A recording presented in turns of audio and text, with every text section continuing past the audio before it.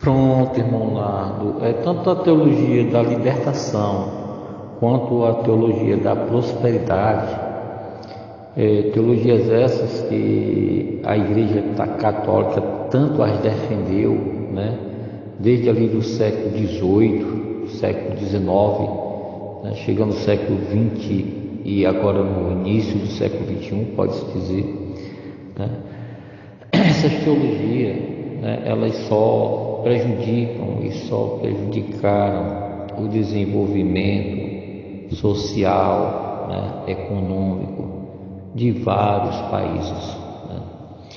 Isso porque eles pregam um tipo de evangelho puxado para um comportamento socialista, onde as classes, né, da sociedade devem mutuamente integrar-se, né?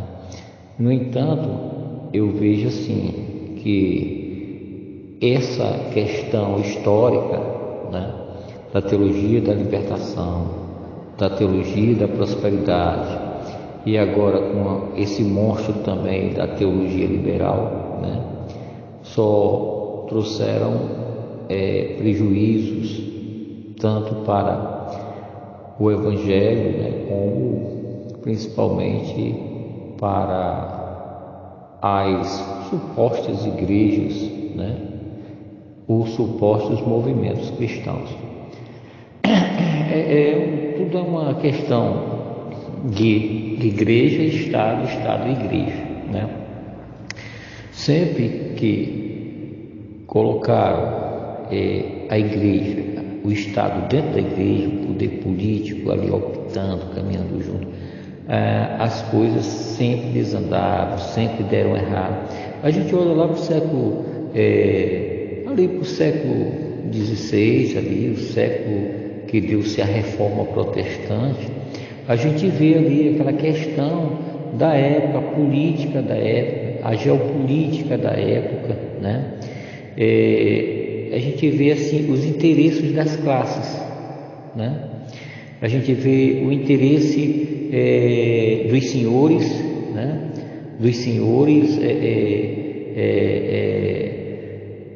republicanos e dos senhores ditatoriais, né, daqueles que tinham um governo voltado como uma ditadura, né? E a gente vê ali dentro do século XVI os interesses tanto de igreja-estado como de estado-igreja, né? A igreja andando mancomunada, de mão dadas com o Estado, né? E o Estado com a igreja.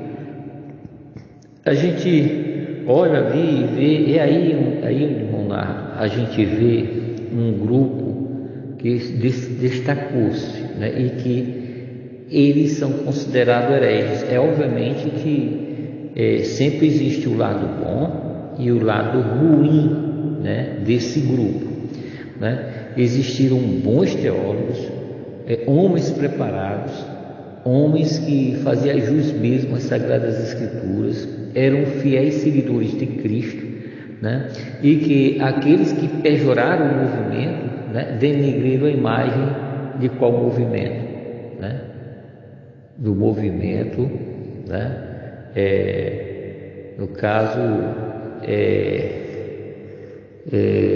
do movimento anabatista, né?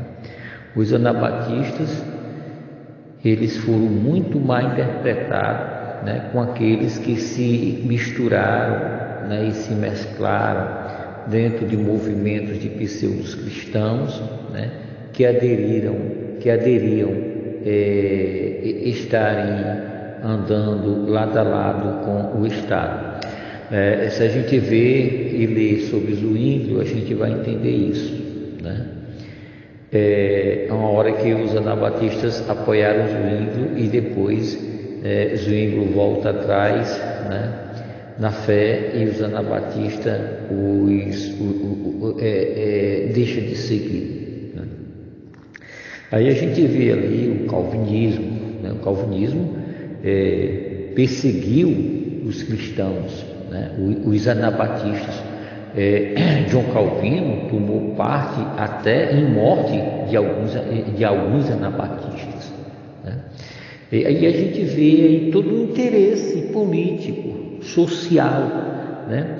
E ninguém mais do que o grande teólogo, né? João Calvino, certo? Que fez teologia de uma forma tão brilhante e participou de barbáries, de coisas horrendas, né? Tudo interesses, né? De uma fé cristã que ficou denegrida pelas atitudes e pelas decisões políticas desses homens, né? Por isso é que a igreja não deve, né, andar ou estar macumunada com o Estado. A política sempre foi corrompida, a política sempre foi um perigo para a fé cristã, né? E deve estar bem separado, igreja do Estado, né? As pessoas não veem, não olham isso, né? Porque passam desapercebido quando lê Calvino, quando lê Zwinglio, né? Quando lê James Jacobs Arminius, quando lê esses homens, né? As pessoas passam desapercebidos, mas quando a gente vê ali a história da Igreja Católica Apostólica Romana, na época das cruzadas, onde eles mataram centenas de milhares de pessoas e na maior parte delas eram consideradas cristãs, né? São coisas horríveis, né?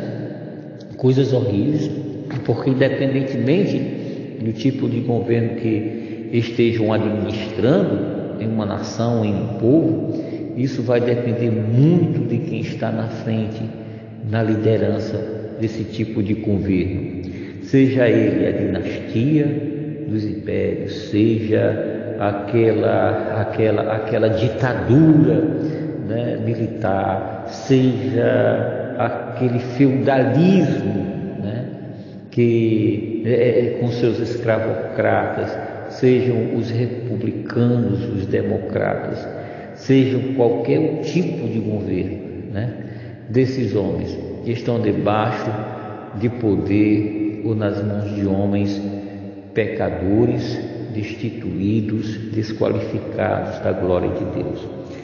É por isso que nós temos que defender que a igreja tem que estar separada do Estado, né? E em questões políticas, então, para um cristão estar optando, estar votando, estar escolhendo, fazendo aí as suas escolhas de candidatos, né, políticos, meu irmão, quando a gente vai para dentro das Escrituras, né, a gente vê que isso altamente se compromete diante de Deus com as pessoas que assim agem, procedem, né? É bom a gente entrar na história da igreja, é bom a gente conversar a política da época, ver os problemas da época, os conflitos da época, e aí a gente vai tirar um melhor entendimento e uma melhor exegese da fé cristã, né? Iremos extrair aí das Sagradas Escrituras. E quando nós estudamos esse assunto com afinco, a gente vê claramente, né, que nós não devemos estar fazendo escolha de políticos, de homens, votando e dando voto a esses homens.